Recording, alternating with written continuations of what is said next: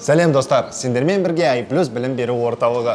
Бүгін біз сіздермен ерекше форматта университетке шолу жасайтын боламыз. Екі түрі болады. Біреуі арзан, екіншісі қымбат. Бізге ол үшін тиын көмектеседі. Елтаңба жағы қымбат, сан жағы арзан. Онда менде елтаңба. Жақсы, мен санды таңдаймын. Уақыттап көрейік. Сәттілік. I think it's time we blow this scene. Get everybody in the stuff together. Okay, 3, 2, 1, let's jam.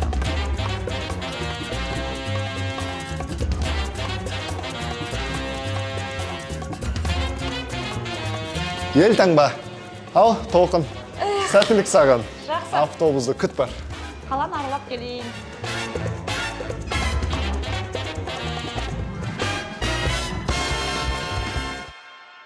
Арман қала Алматыма да келдім. Енді Казгуге бару үшін автобус іздеуім керек. Кеттік.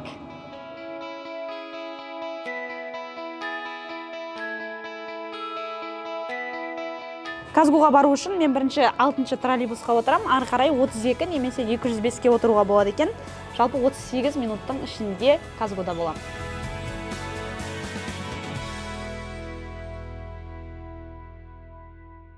Ал енді Алматыға да келіп жеттік. Аэропортта тұрмыз, енді университетке дейін такси құны қанша болатынын бірге көрейік. Казгуға ең арзан такси 7630 теңге. 11 минутта келеді, университетке дейін 55 минут. Ал ең қымбаты 9910 теңгеге дейін бара береді. Ал кішігірім лайфхак, егер сендер дәл аэропорттың алдын белгілемей, көшені белгілесеңдер, баға 2000 теңгеге арзанырақ шығады. Мен жатақханаға келдім, қазір орналасатын боламыз. Қош келдіңіздер. Мен орналасып алдым уже. Қазір сіздерге бөлмемді көрсететін болам. Мұнда менде кереует, осы кереуетте жататын болам. Жататын жерімді көрдіңіздер. Қазір менде мына жер не екенін көресіздер. Бұл бізде жуынатын жер. Ал мен толқын сияқты жатақханада жатпаймын. Сол үшін пәтер іздейін. Бізде айналада 170 000 теңгеге бар екен. Енді осы 170 000 теңге тұратын пәтерге звондап көрейік. Алло, здравствуйте. Здравствуйте. Насчет аренды звоню, квартиры, объявление. Вы хозяйка, да? Нет. Хотел спросить, на долгосрок у вас цена здесь 170 тысяч? Если на год, например, мы планируем проживать, цена как-то будет пониже? Нет, наоборот, в сентябре цену поднимут. Вы поднимете цену, да? Да. 200 тысяч, окей. 170 уже никак не снять? В сентябре, до сентября можете только. Угу. А если я сейчас заеду, получается, в сентябре вы по-любому поднимете цену, да? Да. 170 000 теңге сентябрьден бастап 200 000-ға көтереміз дейді. 32 квадратный метр бір адамға қымбат деп ойлайсыз ба, арзан деп ойлайсыз ба, жазып кетіңіз. Толқын келіп жеттің ғой әйтеуір. Қалайсың, автобус? Рахат па? Жақсы, рахат автобус, иә. Шаршамадың ба? Бүкіл қаланы аралап келдім. Адам аз шығар, иә? Адам нормально. Оны қойш, шоуды бастайықшы. Онда біз қаланың дәл ортасында орналасқан Әл-Фараби атындағы Қазақ ұлттық университетінің қалашығына келіп жеттік. Біз бұл жерде теңдей студентпіз.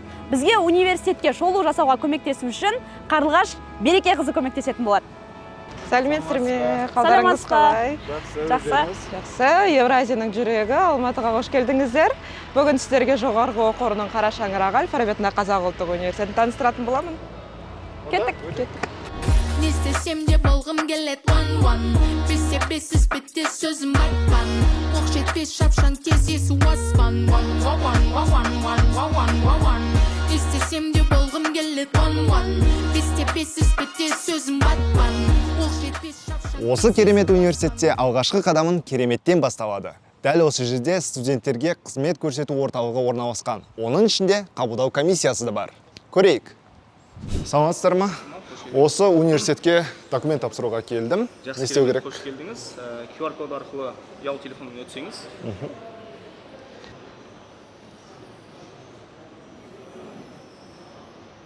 Факультетіңіз таңдаңыз. Так, бізде юрфак. Заң факультеті. Есіміңізді, жай есіміңіз жазсаңыз рұқсат. Және де ұялы телефон номеріңіз. Керемет. Кезек күтуіңізді сұраймыз. Біздің номеріміз шықты, 8-ші үстелге бару керекпіз. Мына жақта эскалатор бар екен. Саламатсыздар ма? Осы факультетке жалпы консультация алайын деген едім. Жалпы қандай құжаттар қажет?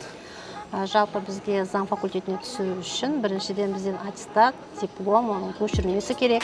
Сөзіңе жеке куәлік, оның көшірмесі керек, ұбт-ның сертификаты керек, фото сурет керек, 3-4 және медициналық справка керек. Ал оплата бойынша ше?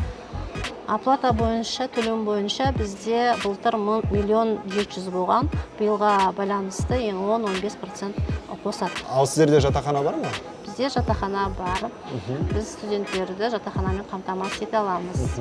Егер де сіз алыс жерден келген болсаңыз, айына 25 000 былтырғы сома бойынша.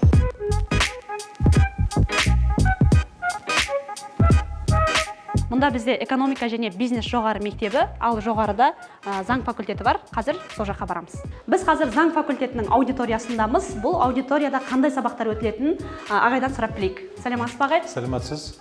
Бұл бізде медиация залы, сот залы.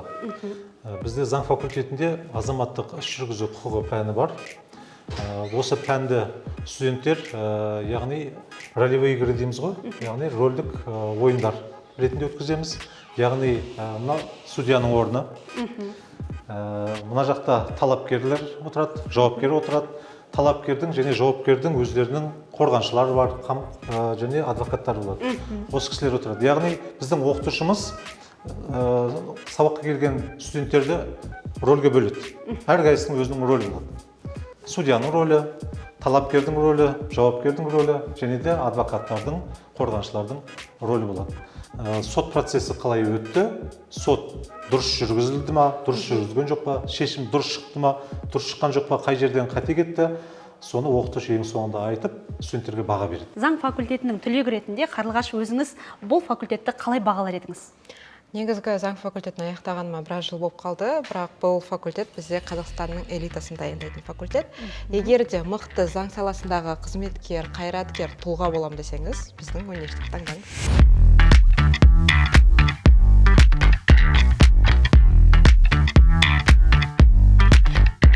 Біз қазір химия және химиялық технологиялар факультетіне келдік, және бізге лабораторияға кіруге рұқсат етілді. Көрейік, не істеп жатқандарын. Ребята, здравствуйте. Здравствуйте.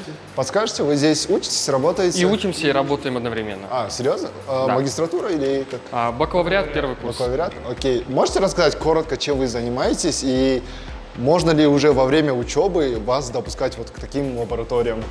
Сейчас мы находимся в лаборатории технологий электрохимических производств. Основное направление лаборатории – это различные батарейные технологии, а также переработка отработанных батарей и зеленая энергетика по типу зеленого водорода и тому подобного.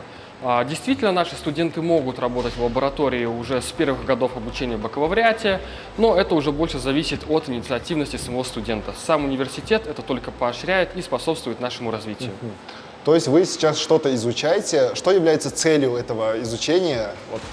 Бывают же такие открытия, которые там, люди совершают, а вот ваша цель главная какая? Целью нашей работы является оптимизация одного из важнейших этапов процесса переработки отработанных литионных аккумуляторов, а именно разряда севших батарей. Там остается остаточный заряд, который необходимо предварительно извлечь во избежание возгораний. Мы оптимизируем эту технологию и делаем ее более эффективной и коммерчески доступной. Окей. А как ученый, скажите, электромобили это хорошо или плохо? Электромобили – это абсолютно верно, это все хорошо, только важно всегда помнить о том, что аккумуляторы после их эксплуатации необходимо правильным образом утилизировать во избежание тяжелых и опасных для окружающей среды экологических последствий. Қазақстан ұлттық арнасында жұмыс жасағыңыз келеді ме? Біз журналистика факультетіндеміз. Бұл қандай кабинет, қандай аудитория? Негізгі білесіз ғой, Қазақстандағы ең мықты журналистерді Казгу дайындайды. Сол себепті бұл бізде LG AI Media Lab деп аталады. Студенттер мен жас ғалымдарға арналған лаборатория, яғни біздер білесіздер, президенттің жолдауы негізінде AI бағыты, яғни жасанды интеллект бағыты өте қарқынды дамып келе жатыр. Соған байланысты бізде студенттер мен жас ғалымдарға, яғни магистрант, докторанттарға арналған лаборатория ашылған. Көрейік бірге. Біз қазір студенттерге арналған керемет ғылыми орталықтамыз. Қарлығаш ханым, бізге осы ғимарат туралы айтып берсеңіз. Бұл бізде Farabi Hub деп аталады, яғни жаңа технологиялармен жабдықталған, жаңа проектларға, яғни жобаларға, стартаптарды дамытуға арналған үлкен платформа. Негізгі біздің университет, біле білсеңіздер, ғылыми зерттеу атағын алған болатын. Соған байланысты жас студенттерге, магистранттарға, докторанттарға өздерінің тәжірибеде, зерттеу жұмыстарында қажетті концепцияда жасалған. Негізгі әрбір ғылым саласына өзінің, көріп тұрғандарыңыздай, өзінің зертханалары бар, өздерінің бір зоналары бар. Сонымен қатар Farabi Hub'та бізде коворкинг зоналары бар, және де осы жерде негізгі кейбір конференциялар, яғни семинарлар өтіледі. Сонымен қатар кейбір мерекелік шараларымызды осы жерде өткіземіз. Сол себепті бұл студенттерге өте пайдалы, Қазақстанда өте сирек кездесетін хаб, жалғыз десем де болады.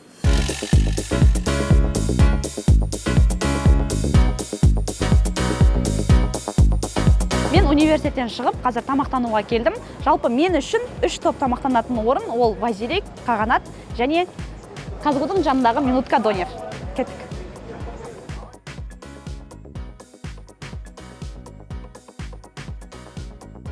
Енді студенттік күндерге дайындық ретінде киім қарайық. Қолжетімді бағада топ 3 киінетін жер Гранд Парк, АДК, Москва. Ал мен болсам Мега, Достық Плаза, Есентай деген жерлерде киім алам. Сонымен біз бүгін біраз жерге барып, біраз ақша жараттық. Кімнің қанша жаратқанын төменнен көре аласыздар. Алматыдағы студенттердің 2 түрлі өмірін көрсеттік. Біріміз үнемдедік, енді біріміз өзімізге рұқсат бердік. Ең бастысы білім. Видео ұнаса лайк басып, комментарий қалдыруды ұмытпа. Ең үздік комментарий иесіне қазу мерчін береміз. Сау болыңыздар!